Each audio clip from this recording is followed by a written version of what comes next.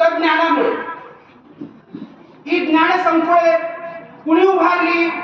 60 वर्षापूर्वी जीवाचं रान आणि रक्ताचं पाणी करून दऱ्या खोऱ्यामध्ये हिंडून काटाकुट्यामधून चिखलातून दगड धुंड्यातून हिंडून बापूजी सावंताने हेरलेला आहे की माझा महाराष्ट्र आजही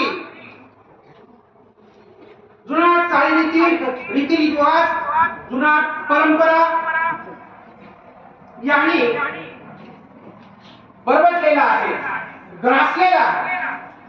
अजूनही माझा समाज मागासलेला आहे आणि या समाजाला जर या सगळ्यातून बाहेर काढायचं असेल तर आणि तरच शिक्षण शिवाय पर्याय नाही.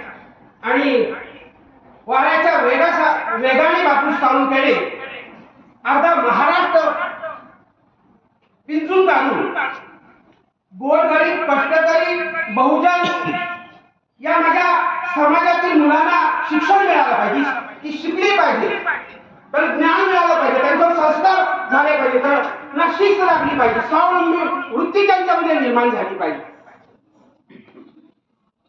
आणि कशाची तमा न करता बापूजी इल्ले आणि हे ज्ञान मंदिरे ही उभी केली. हा जो म्हसळ्याचा ज्ञान मंदिर आहे हा कसा उभा राहिला त्याचं एक छोटस उदाहरण देतो. आपल्या रायगड जिल्ह्यातील माझं गाव जो आहे जोहे, ती पहिली शाळा. तिथे बापूजी रायगड जिल्ह्याला आले दौरा करण्यासाठी की तिथे वस्तीला हमखास यायचे. बापूजींना पाहिलेला, त्यांचे विचार ऐकलेला मी भाग्यवान माणूस आहे. बापूजींना म्हसळ्याची शाखा काढायची होती आणि म्हणून त्या काळी एक मुंबईतून श्रीवर्धनला गाडी यायची. तीच गाडी वस्तीला थांबून परत ती मुंबईला जायची. असा तो काळ. एकच गाडी मुंबईहून यायची. बापूजी पुण्यावरून माणगावला आले आणि त्यांना माहित होतं की मुंबईहून श्रीवर्धनला जाणारी गाडी अमुक वेळेमध्ये माणगावला येते. त्या गाडीची वाट बघत बापूजी थांबले.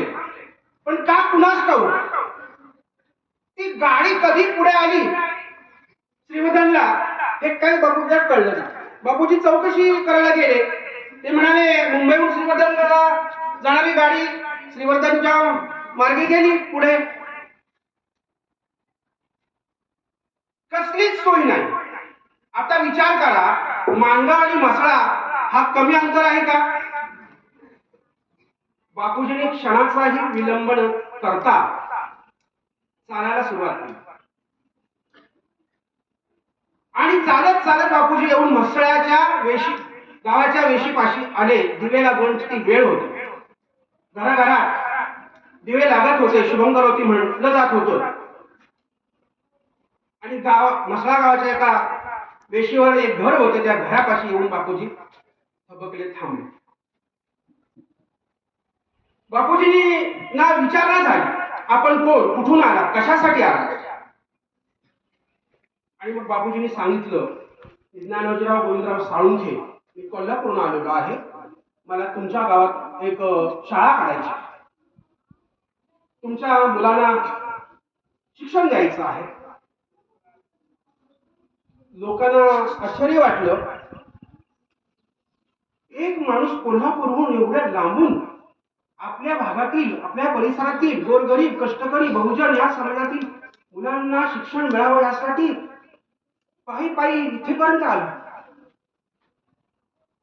मग त्या घरातल्या मंडळींनी बापूजींना जेवणाखाण्याची सोय केली. बापूजी तेवढ्या पुरतं संध्याकाळच्या वेळेला 7-10 लोक जमा झाली. तरी सांगितले बापूजी आपण त्याच्यावर उद्या चर्चा. आणि मग दुसऱ्या दिवशी चर्चा झाली. संकुल उभं राहिलं. सांगण्याचं तात्पर्य विद्यार्थी मित्र, श्रम, जिद्द आणि चिकाटी मेहनत करण्याची जर ताकद असेल, कुठलंही काम करताना लाज न बाळग कोण काय म्हणेल, मला हे करून दाखवायचं आहे, मी ते करणारच, मी त्याच्यात यशस्वी होणारच, असा मनाशी जर संकल्प केला तर मग ते काम कुठलंही असो यशस्वी होतेच. कुठल्या कामात अडथळे येत नाहीत, समस्या निर्माण होत नाही, असं एकही काम नाही की त्याच्यात अडथळे येत नाही, समस्या येत नाही. विद्यार्थी मित्र, आज या शाखेवर मी आलेलो आहे. खरं म्हणजे या शाखेशी माझं भावनिक ऋणानुबंध जास्तच आहे, कारण जवळजवळ 11 वर्ष मी या शाखेमध्ये काम केलेलं आहे, वाड्या वस्त्यावर फिरलेलो आहे, अनेक माणसं मला अगदी जवळून ओळखायची. 11 वर्ष मॅडम समोरच आहेत, स्टाफ मेंबर माझ्या. 11 वर्षाचं सगळं चित्र तरंगतं माझ्या डोळ्यासमोर की ही शाखा पुढे गेली का आता पाठीमागे आहे. पण नाही डिअर, ही शाखा पुढेच गेलेली आहे आणि ती तुम्ही नेण्याचा प्रयत्न करता.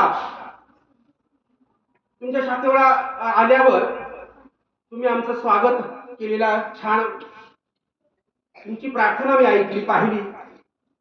गायत्री मंत्र तुम्ही सुरेख म्हटलेला आहे. प्रार्थनेने मन पवित्र आणि प्रसन्न बनतं आणि म्हणूनच संपूर्ण दिवस आपला उत्साहाचा, आनंदाचा आणि चैतन्याचा जातो. त्यासाठी प्रार्थना असते, मन एकाग्र करायचं.